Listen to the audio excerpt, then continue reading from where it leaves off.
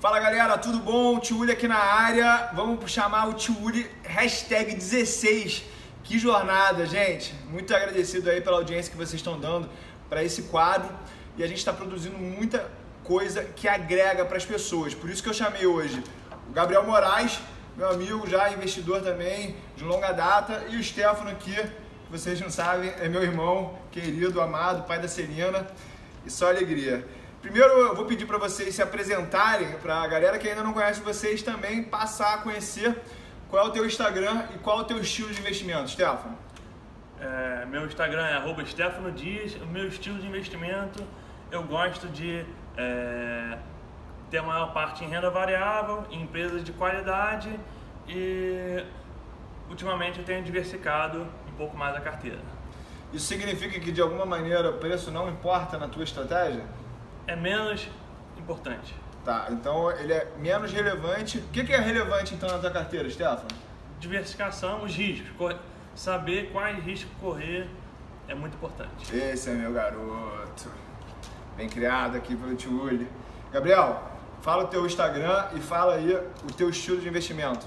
Então, meu Instagram é Gabriel Renda Passiva. Meu estilo de investimento é até parecido um pouco com o do Stefano, né? Uma visão de longo prazo. Eu me importo com o preço, sim, mas acho que é apenas mais uma das coisas que a gente tem que observar quando a gente investe na renda variável. E eu foco muito em ações e fundos imobiliários e tenho praticamente nada em renda fixa, só reserva de emergência mesmo, tá? Pô, é bom que você falou isso agora, porque chama Tio Uli, pra você que não sabe, primeira vez que você tá vendo, todo dia, o primeiro story do dia, eu abro perguntas e eu tiro aqui as melhores perguntas para responder e botar nesse vídeo mais longo. Para quem já viu o conteúdo várias vezes, já escutou isso, mas eu vou repetir mais uma vez. Isso aí é uma estratégia que o Gary Vaynerchuk, um dos maiores influencers digitais do mundo, ensina, que é o seguinte: pega um take de 10, 15, 20 minutos e depois você vai recortando algumas edições com os highlights e aí você consegue distribuir o teu conteúdo mais rápido, tá? E mais fácil também. E a primeira pergunta é do Veríssimo. Ele perguntou assim: tio, investi somente em renda variável, fiz correto? Comprei um cadinho de cada ação, de cada empresa. E aí, qual é a tua opinião sobre essa estratégia, Gabriel? Eu gosto dessa estratégia, mas assim, eu acho que você tem que ir aos poucos, né? Se você tem essa premissa que você só quer investir em renda variável, você nunca deve entrar com muito dinheiro quando eu falo, em relação ao que você tem, que você considera ser muito dinheiro. Então você deve fazer isso aos poucos, né? Porque aí você vai diluindo o seu risco de time, né? De entrar no momento ruim do mercado. Então, se você está pensando assim, por exemplo, você tem um dinheiro na renda fixa enorme lá, que está lá estacionado há uns 2 anos. Vou pegar esse dinheiro todo e colocar na renda variável. Aí eu acho muito imprudente, porque provavelmente você vai errar no começo. Então é bom que você erre com menos, fazendo aportes pequenos e graduais, né? Beleza, e qual é a tua opinião sobre isso, Stefano? Tem que saber quanto de dinheiro você vai aportar pelo resto da vida ainda. Se você só tem 20 anos, por exemplo, e aporta, sei lá, R$500 por mês, você vai ter aí dezenas de anos, décadas pela frente. Então, eu acho que você pode sim concentrar mais em renda variável agora. Beleza, eu vou dar minha opinião, tá, Veríssimo? Eu gosto de ser Caxias no sentido de ser disciplinado a ter uma estratégia. E aí, a base que eu sigo é a do Benjamin Graham, pai do Value Investing, professor do Warren Buffett. Ele define 3 estilos, 3 perfis básicos de investidor. O conservador, que tem 75% em renda fixa e 25% em renda variável. No outro extremo tem o agressivo, que tem 75% em renda variável e 25% em renda fixa, e o moderado, que tem 50-50. Ou seja, em nenhum momento você vai estar somente em uma classe de ativos. Por que eu não gosto da história de só ter renda variável, Veríssimo? Porque aí você pode se tornar vítima da volatilidade. E a gente, como investidor, a gente tem que se aproveitar da volatilidade para conseguir, com isso, sendo realista, vender para os otimistas e comprar dos pessimistas, beleza? Isso que eu falo aí de ter esses 25% de renda fixa não é para focar em ganhar dinheiro nesses 25%. Foca em ter liquidez, ter segurança do valor nominal e também um baixo custo, beleza? E aí você fecha a tua reserva de oportunidade, reserva de emergência. O pessoal gosta de chamar de várias coisas, mas o negócio é o seguinte: ter alguma segurança em renda fixa para caso a bolsa despenque, você possa se aproveitar dessa oportunidade, beleza? Beleza? Beleza? Vamos partir para a próxima. Essa pergunta aqui eles vão responder melhor até que eu, porque esses dois aqui têm muita experiência em fundos imobiliários, entendem bastante mesmo, e eu acho que essa pergunta ela vai suprir a dúvida de muitas outras pessoas que estão aí do lado. O investidor _RX perguntou assim: uma carteira só com fundos imobiliários, quantos você teria? Vou começar com o Stefano aqui. Eu teria por volta de 10, de setores diferentes, para você mitigar o risco, porque cada setor se comporta de forma diferente. Beleza. Gabriel, qual é a tua opinião? Se eu só fundos imobiliários, sim, sem ações, sem nada, eu teria aí uns 8 e teria bastante mono, porque eu ia querer uma parte mais arriscada na minha carteira. Já que eu só posso investir em fundos imobiliários, eu tentaria buscar um pouquinho mais de risco dentro dessa classe aí, entendeu? Para gerar um pouco mais de alfa, já que eu não tenho um outro investimento que tem uma possibilidade de retorno maior. Mas fazendo uma adição aqui, eu não recomendo você sair adicionando ativos na carteira só para ter os 10 que eu falei aqui, ou algum número que você acha que faça sentido. Estude cada um, se você gostou de 6 por enquanto, tenha 6 e ao longo do tempo você vai adicionando mais. O que você acha, tio? Como eu sei que tem muita gente iniciante escutando esse vídeo, eu vou dar uma traduzida em alguns termos que eles falaram, tá, gente? Primeiro, quando o Stefano falou de setores dos fundos imobiliários, a gente tem, primeiro, fundos de tijolo, fundos de papel, e aí dentro desses fundos a gente tem fundos de logística, fundos de shopping, fundos de lajes corporativas, fundos de hotéis. Tá faltando algum aqui no Brasil? Que eu esqueci. Galpões logísticos, né? Hospitais, já falou? Hospitais também. Lá nos Estados Unidos a gente tem fundo imobiliário até de billboard, de painel de parede, tá? Então tem muito para crescer essa indústria aí. Outra coisa, o Gabriel falou de mono. Mono que ele está falando é mono ativo, mono inquilino. São coisas que eu pessoalmente gosto de evitar porque eles elevam o risco da tua carteira. Mas como ele mesmo falou muito bem, como ele vai estar circuncisado, tá certo? Faz sentido eu falar isso? Não. Como ele vai estar ali nessa história de só ter fundo imobiliário, ele quer assumir risco de uma maneira diferente. Um outro tecla SAP que eu vou fazer aqui, que o Gabriel falou, é o tal do alfa. O que é o alfa, gente? É um retorno que você tem acima do risco que você assume, tá? Não é o retorno de timing. Quando você faz um retorno de timing, que é comprar na hora certa, isso aí você está falando de beta. Falar de alfa é você gerar retorno com o mesmo nível de risco, tá? Esse é o santo graal que os gestores profissionais buscam e que é muito complicado você alcançar na prática, beleza? Vamos aqui para... Posso acabar esse assunto ou tá bom? Tá bom. Beleza, vamos para a próxima pergunta. Vamos ver aqui, ó. Conhece a General Electric? Essa pergunta eu vou deixar para o Stefano, porque ele tá botando lá os 2 pés, as 2 mãos no mercado americano, tá com muita experiência, tá fazendo muito conteúdo de qualidade lá no Instagram dele para mostrar como é que é o caminho. Tu acompanha a General Electric, Stefano? Não acompanho, mas eu sei que ela passou por maus bocados ultimamente. Você sabe dizer o que foi, Tio? Então, a empresa, ela durante 20 anos teve uma ascendência meteórica enquanto um gestor chamado Jack Welch estava sob o comando dessa empresa. Ele foi até considerado aí o CEO do século XX. Foi muito respeitado, só que nesse período ele aumentou muitas apostas da General Electric no setor financeiro com a GE Capital. E aí em 2008 esse castelo de areia que ele tinha formado começou a ruir. E desde então a General Electric tem perdido espaço para outras empresas, porque ela está um mamute gigante, gordo. E aí já fizeram uma reestruturação na empresa, já mudaram o CEO, mas a empresa, infelizmente, que era a última pertencente da lista original do Dow Jones, acabou saindo da lista do Dow Jones Industrial. Ela estava focando, através do CEO Jack Welch, em 3 setores básicos: infraestrutura, equipamentos médicos e turbinas de avião, tá? Então, essa estratégia, eu acredito que ela é bem sucedida, mas a empresa, ela tá com muita desconfiança do mercado.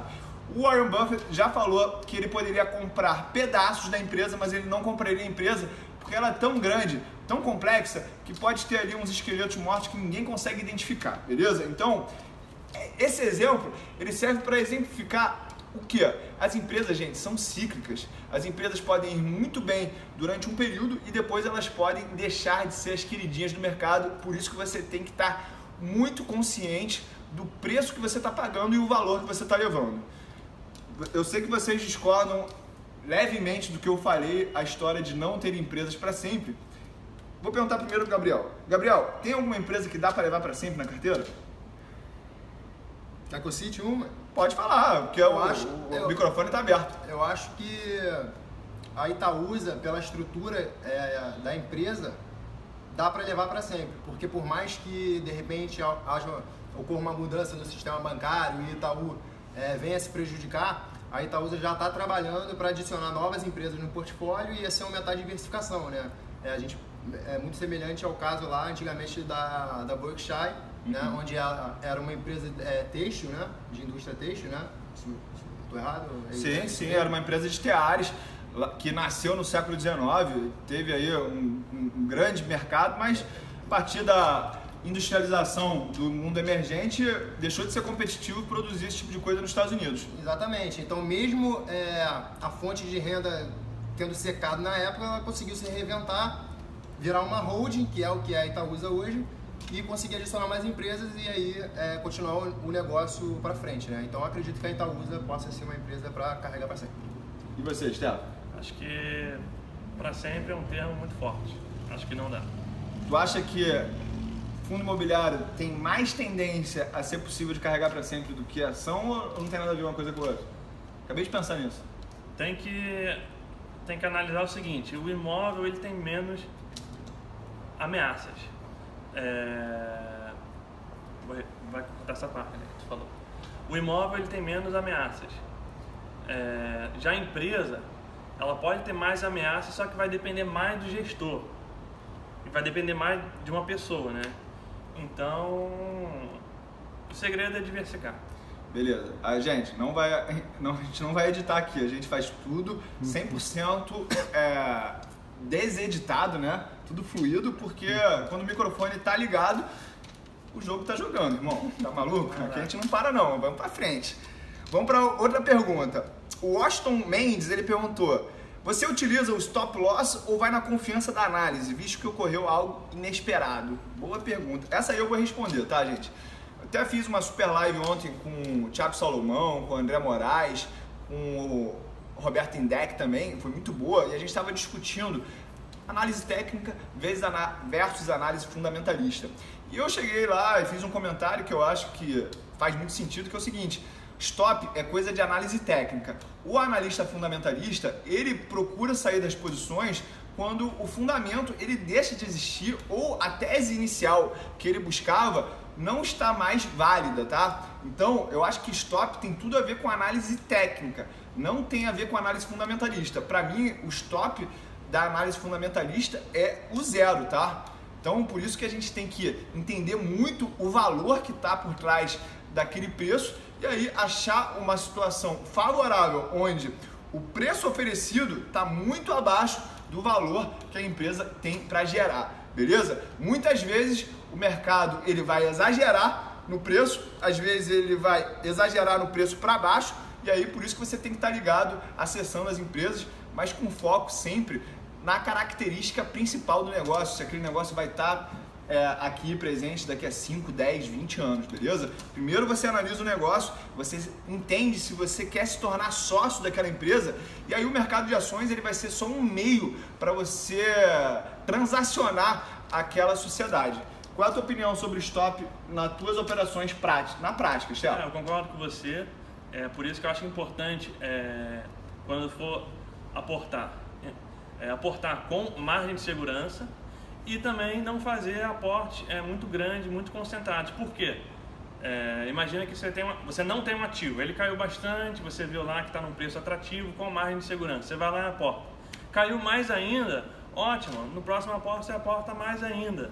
Então, essa é o importante de você, por exemplo, não vender um imóvel e comprar uma única ação num único momento. Isso aí é extremamente arriscado. E qual é a tua opinião sobre usar o stop nas tuas estratégias pessoais, Gabriel? Eu não uso stop, não faz sentido, né? Eu sou investidor de longo prazo, faço análise fundamentalista. E só para adicionar no que você falou que o stop é 0, né? Às vezes não precisa ser, né? A gente tem que saber também que uma empresa, quando ela vai perdendo os fundamentos, né? Quando ela vai deixando de ser aquilo que a gente enxergava nela em outro momento, isso demora para acontecer, não é de uma hora para outra, né? Como muita gente aí se desespera. 1 trimestre, 2 trimestres ruins por efeitos às vezes não recorrentes, né? Acontecem e as pessoas se desesperam e saem da empresa. Não é assim, pode demorar 2, 3 anos, né? Até para a empresa começar a gente enxergar uma diminuição de margens, de retorno sobre patrimônio, para daí sim a gente cogitar se aquele investimento faz sentido para a gente no longo prazo, né?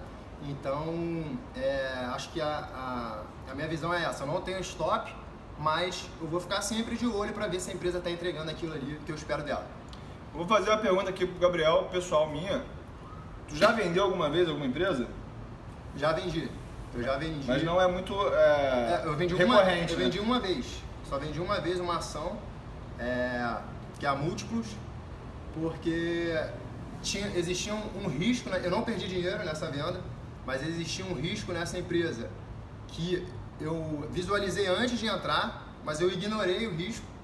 E depois, quando o tempo foi passando, eu fui amadurecendo as minhas filosofias de investimento, eu vi que aquele risco ali eu não precisava correr, não queria correr e não iria correr jamais, tanto naquela empresa quanto nenhuma empresa desse tipo. Então eu decidi logo cortar o mal pela raiz cedo. Tu pode contar qual é esse risco aí? Posso. Empresas que têm uma forte ligação contratual com uma outra empresa.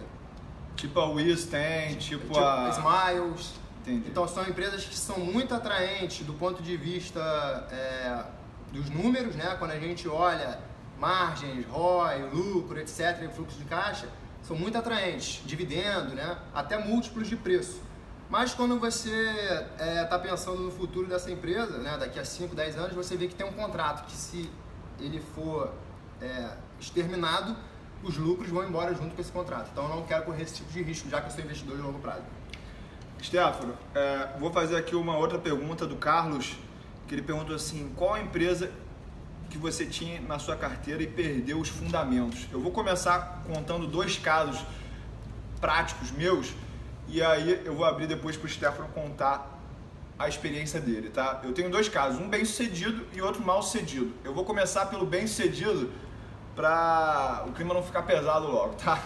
Quando eu tive Cielo entre 2012 e 2014, e aí quando eu vi aquelas gigantes da internet como Apple, Google entrando no meio de pagamentos, eu decidi, eu pensei assim, cara, será que eu quero brigar com essas empresas que têm bilhões em caixa, gastam bilhões em pesquisa e desenvolvimento? Será que eu quero realmente entrar numa competição com essas empresas? E aí eu pensei, talvez haja uma erosão futura nos lucros dessas empresas, porque a competição vai aumentar muito. E aí eu vendi, a empresa acho que chegou a subir mais uns 20% na época, depois que eu vendi, mas eu estava tranquilo com a minha decisão, porque uma das coisas que eu gosto também, que eu vou aconselhar vocês, a partir do momento que você toma uma decisão e vende uma empresa, não fica mais revisitando a cotação, porque você só vai trazer sofrimento para você, tá? E aí, deu tudo certo, eu acho que eu vendi ela por volta de R$30, e aí hoje em dia ela deve estar R$8, assim, 7 reais, né? Eu dei sorte nessa aí, dei sorte, porque eu tive também outras empresas que eu era muito feliz com elas, mas aí daqui a pouco ela teve uma mudança, eu não me atentei para isso e as coisas começaram a degringolar. E essa experiência que eu tive foi justamente a Oi, porque em 2013 e 2014, o Luiz Barsi também cometeu esse mesmo erro. A empresa ela prometeu 2 bilhões de dividendos e a empresa ela não tinha esse dinheiro para pagar esses dividendos, ou seja, ela ia alterar o seu perfil de endividamento para pagar esses dividendos. Na época eu falei assim, essa empresa é boa, vou pegar esses dividendos aqui, eu vou me dar bem. Só que o que aconteceu? A empresa estava envolvida com o governo, maracutaia, a história vocês já sabem, né? E aí a empresa perdeu aí totalmente os seus fundamentos, acabou até entrando em recuperação judicial. Eu devo ter vendido a Oi, sei lá, por R$3, mas tomei aí um prejuizinho aí de uns 70%, tá? Mas isso alterou os meus resultados no final do período de 5, 7, 8 anos? Não, por quê? Porque eu estava diversificado, não era uma posição muito grande e, de alguma forma, aqueles dividendos que foram pagos até a empresa chegar nesse processo aí de deterioração, diminuíram o prejuízo que eu ia tomar porque eu não estava reinvestindo aqueles dividendos na própria empresa, tá? Então, teve a história boa, teve a história ruim. Eu vou perguntar para o Stefano agora. Você já teve alguma empresa que perdeu os fundamentos e você se deu bem porque previu ou se deu mal porque não previu? Nunca aconteceu comigo. Você consegue lembrar de alguma coisa? Não sei, tu teve aquele XP Macaé? Não, nunca tive. Teve aquele... Não, mas ele nunca teve fundamento, XP... Não, mas tu já teve empresas, fundo imobiliário, né? Que mesmo sendo bom, você preferiu... Edgar, tinha? Edgar? Chegou até Edgar ou não? Não. Eu vou contar a experiência que eu e o Stefano a gente teve junto, tá? A gente tem um prédio aqui na Barra que começou a deteriorar a qualidade do prédio, da administração, só que a gente não tinha liquidez para vender esses imóveis, né? E aí a gente teve que assumir essa naba aí. E essa foi uma grande lição, porque a partir desse momento a gente entendeu o grande benefício da liquidez do mercado de capitais, né, Stefano? Exatamente. Quer adiantar alguma coisa nessa história? A gente também ficou com medo de tomar prejuízo, tá? Pelo menos eu. Eu também. Não, eu tô até agora com esses imóveis aí, porque eu tenho uma outra mentalidade para eles que eu posso falar em outro vídeo. Então, a perda de fundamento era clara, mas a gente ficou com medo de realizar o prejuízo e a gente saiu numa situação eu saí numa situação muito pior do que eu poderia ter saído. Exatamente. Teve alguma situação onde você tinha uma empresa, ela perdeu os fundamentos, você viu ou não viu? Não, ainda não aconteceu comigo não. Beleza. Qual é a frequência, falando nisso, que você revisita o teu portfólio, olha para as empresas para entender se as tuas teses iniciais ainda são válidas? Em 6 meses eu tento olhar. Beleza. Em 6 meses eu olho o resultado dos últimos 12 meses, dos últimos 2 trimestres, mas eu não fico muito preocupado em todo trimestre, eu sou obrigado a ver os resultados, não me prendo muito a isso não. Eu acho que até inclusive para o investidor que é um pouco mais passivo, dependendo da carteira dele, acho que uma vez por ano, revisitar, olhar com mais calma, eu acho que faz sentido. Beleza, esse papo tá muito bom, agradecer vocês dois aqui pela presença, tá? Eu vou fazer mais 2 perguntas para o vídeo também não ficar muito longo, porque o Maicon, chega aí, Maicon, parece não entrar na câmera aqui. Grande Maicon. Hoje é sexta-feira e o Maicon vai trabalhar até 11 da noite editando esse vídeo, tá? Os nuggets já. Tô zoando, Maicon. É uma boa aproveitar o desconto de M Dias, tendo que ela é uma baita empresa, ou é melhor esperar? Stefano. Cabe um aporte. Não é recomendação. Não é recomendação, é claro, gente. A gente está falando tudo aquilo que a gente está fazendo com a nossa carteira. Eu já tenho M Dias Branco, eu comprei ela ali por volta de R$37. Estava totalmente consciente de que a empresa teve queda de volume, mas porque ela quis privilegiar o aumento de preço para manter a sua lucratividade.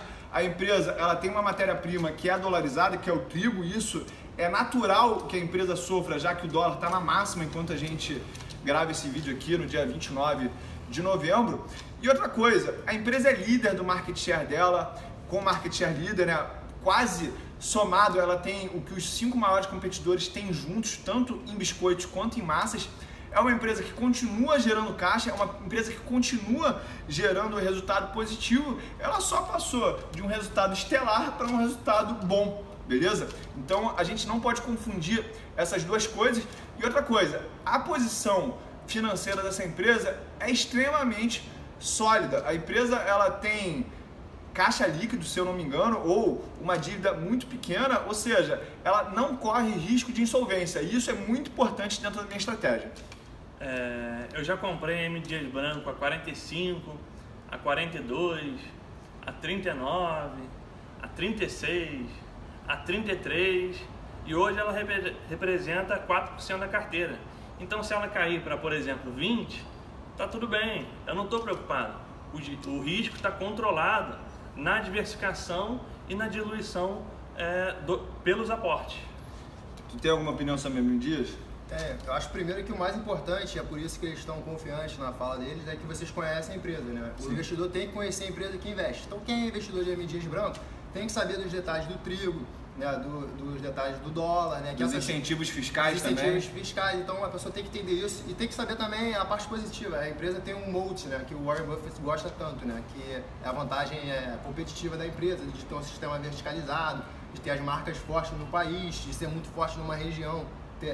Domina, né, uma região lá no nordeste do país. Isso teve a aquisição da Piraquê também, que foi isso que deu o trigger, o gatilho da empresa sair de R$60 para os 32 atuais. E isso veio também para gerar valor para o acionista, para trazer a marca agora para o Sudeste, né, também, para aumentar aqui a participação de mercado dela. Então, quando você entende o que a empresa está fazendo e os motivos que levaram às quedas das cotações, isso pode realmente se traduzir em oportunidade. Eu fiz o meu primeiro aporte em M. Dias Branco a R$33 mais ou menos, já tem aí, sei lá, uns 2 meses, foi o meu primeiro aporte, foi a primeira vez que eu entrei na empresa.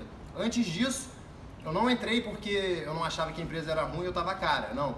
É porque eu vislumbrava naquela época outras oportunidades, apenas por isso, uma questão de oportunidade. Beleza, gente. Vocês viram aqui, então, como a gente pode estudar, estar dentro de um caso, estar confiante sobre um caso e mesmo assim ele não performar no curto prazo como a gente esperava. Eu vou dar 2 casos aqui importantes, história do Warren Buffett, que é o seguinte. Primeiro, ele começou a comprar Berkshire Hathaway em 1958, e ele só foi assumir o controle da empresa em 1965, ou seja, ele ficou 7 anos comprando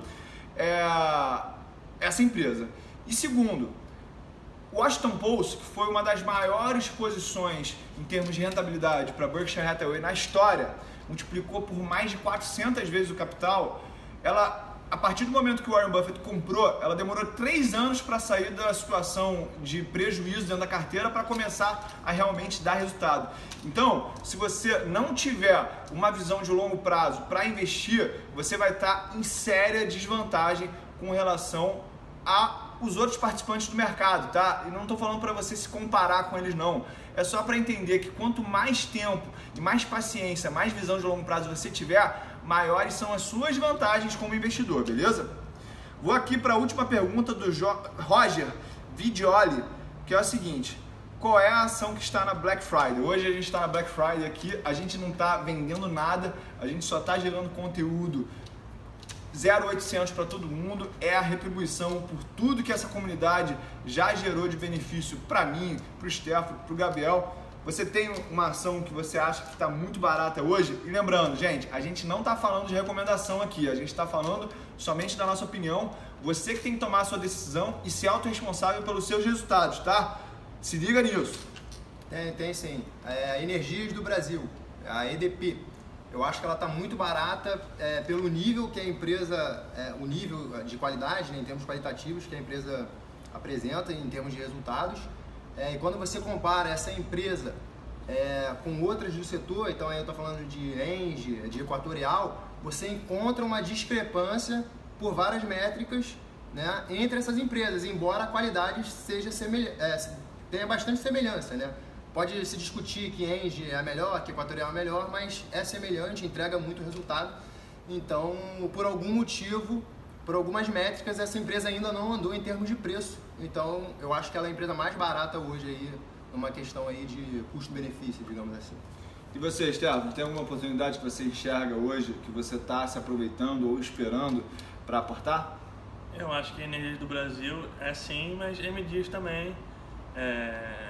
Com esse dólar aí a quase 4,30, eu acho que é um bom momento para aportar, não é recomendação, porque ela tem a matéria-prima dela é em dólar, então seria uma forma de eu especular com a queda do dólar.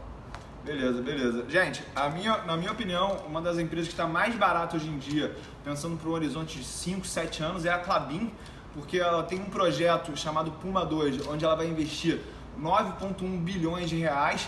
É natural que o mercado reprecifique essa ação, porque ela realmente está alterando o seu perfil de risco, mas eu tenho muita convicção de que o projeto será bem sucedido. A própria empresa já tem comunicado ao mercado que a demanda pelos seus produtos está na máxima histórica. Eu acredito que atualmente, com 12 milhões de desempregados, quando a gente estiver num nível de desemprego por volta de 8, 9 milhões de pessoas, ou girando em torno de 8% da população economicamente ativa, a gente vai ter um consumo muito maior de embalagens, que é realmente o grande produto que a Klabin vende.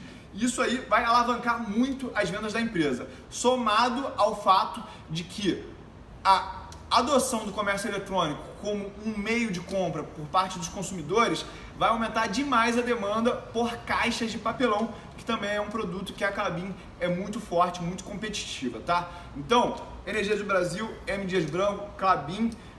Eu acredito também que os bancos americanos, Wells Fargo, JP Morgan, Bank of America, estão com um yield muito alto comparado com os bonds americanos, que é a média aí, é a renda fixa americana.